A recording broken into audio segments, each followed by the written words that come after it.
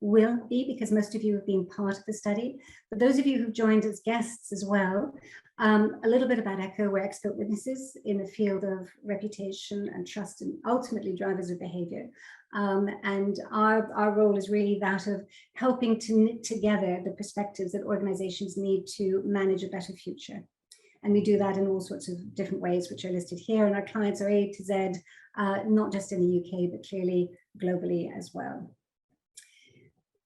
First and foremost, being most admired, before I get into that study, we're going to be talking about reputation today. And just to remind ourselves as to why reputation matters and why we're looking at it and increasingly talking about it more and more. I know some of the boards I sit on, it's a big and significant topic, alongside purpose and ESG and a whole lot of other things. Now, why does it matter?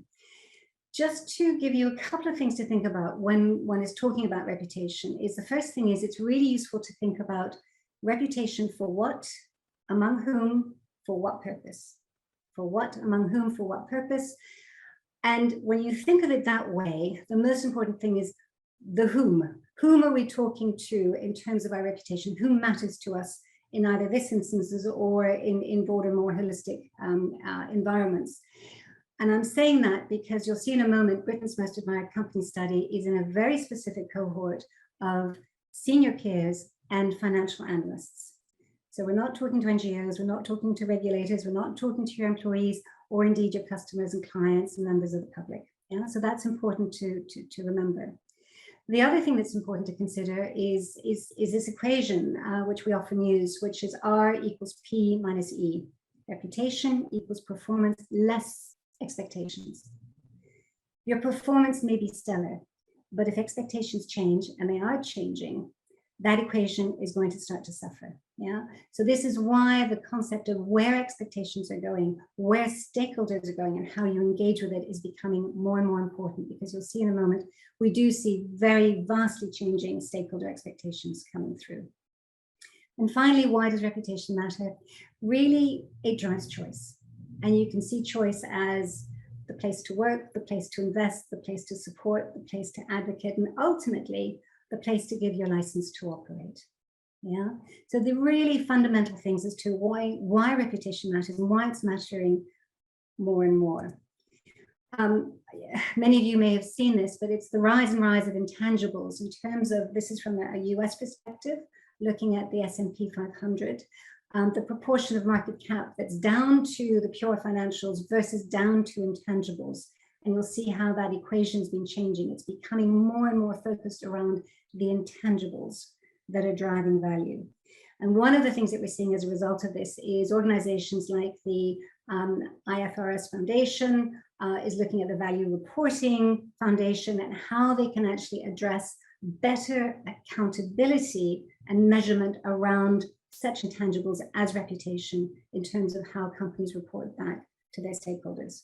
It is more than just financials, and you can see a lot of auditors getting behind this as well.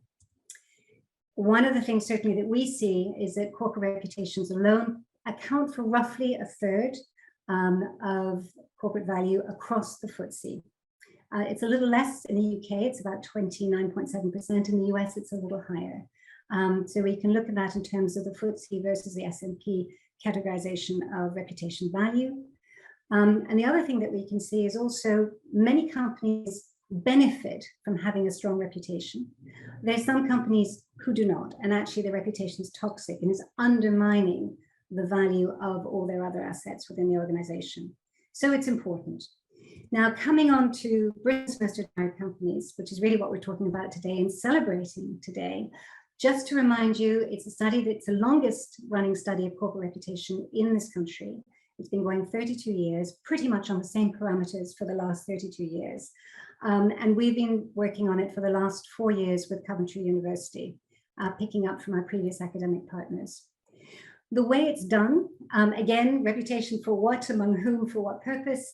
This is among sector peers at the C-suite level. All the listed C-suite directors are invited to take part, and the sector financial analysts are interviewed by phone for their views on how organizations that they know, how they rate them on these different 13 criteria, from quality of management, quality of services, and governance. These are the building blocks that are pretty traditional across all ways of looking at corporate reputation. Yeah. The sectors that we look at, there are 27 sectors, again, from aerospace right the way through to utilities. And again, when we get to our panel session this afternoon, you'll be hearing a lot from the pain and the agony of being a utility or having been on the utility end, and actually what that means, particularly for organizations having to address that crosswinds of corporate and regulation and government involvement, which is becoming more and more significant for all organizations. So that's, as I say, in the panel session later. So getting to our study, delighted to say that for the 2021 winner for Britain's Most Admired, the winner was Arab. And we'll find out shortly why in the session that Matthew will be doing with Jerome Frost. These are our previous winners. You'll see Unilever has come up many times, Diageo has come up many times, Helma was last year, Greggs the year before. So we've had different British and sometimes international companies being featured in this list. One of the questions we ask, we have a couple of open-ended questions and say, who do you recognize as perhaps the most admired leader for the year that's just been? And perhaps not surprisingly, certainly in the UK, the most admired leader has gone to AstraZeneca's CEO, Pascal Soriot. So bringing this together, and again, not wishing to steal thunder from Coventry's analysis as well, which we'll follow shortly, one of the things we look at is not just how companies are rated, but actually how important are the criteria. And they have been changing collectively across the FTSE, but also within sectors. We can see priorities coming through differently. And I'll touch on a couple of the ones that are perhaps particularly significant. Traditionally, we've seen as table stakes, quality of products and services. That's always been number one. Financial soundness and quality of management. They've always been our holy triumvirate, if you like. This year, we've seen long-term value come into it. So a longer lens being looked on most of the FTSE. The other area that we looked at is those that have actually excelled in the most admired studies. What have they had that's been different? And this sits into our circle of opportunity. And the first one is the ability to attract and retain top talent. The ones that actually are also driving innovation, so capacity to innovate being very important. Effective ESG, and I know we'll talk about that in a moment, but also all of that brought together under inspirational leadership to drive the transformation that's required. So the best companies in the most admired studies have obviously the table stakes that are fundamental, but also excel in this area of circles of opportunity. Yeah, which are important when you think through your narratives, when you go to market, but also internally, how you present yourself. So these things are starting to be more and more important and differentiating for organizations. Over time, and this is particularly interesting looking over the sort of the pre-COVID and during COVID period, the thing that we've seen that's changed the most has been the importance of capacity to innovate, which is tied into the long-term value potential. Now, those two really, really rising up, and not surprisingly, ESG and everything that's right and wrong with ESG. And again, that's a whole other discussion, but that you can see rising. The other one that's also coming up, and I won't spend too much time on it today, but is everything to do with commitment to diversity and equality. Yeah, and you can see that as one of the lower bars down there. But I'll just focus on capacity to innovate, long-term value potential, and effective ESG. Not just ESG, but effective ESG. Those words are chosen specifically for a reason. In our study, we asked the FTSE directors what they saw as the primary role of ESG, and wondering, was it mostly about risk protection? Was it worrying about sort of value protection, or was it around creating value? And you'll see the majority said it's around creating value, but also nodding to, yes, it helps protect risk, and also it protects value. The other question we looked at is governance, and wondering to what extent companies were changing their governance and their board composition as a result of changing stakeholder expectations. And here we saw coming through, 73% of our business leaders said, yes, they were changing their governance in the light of stakeholder demands and expectations.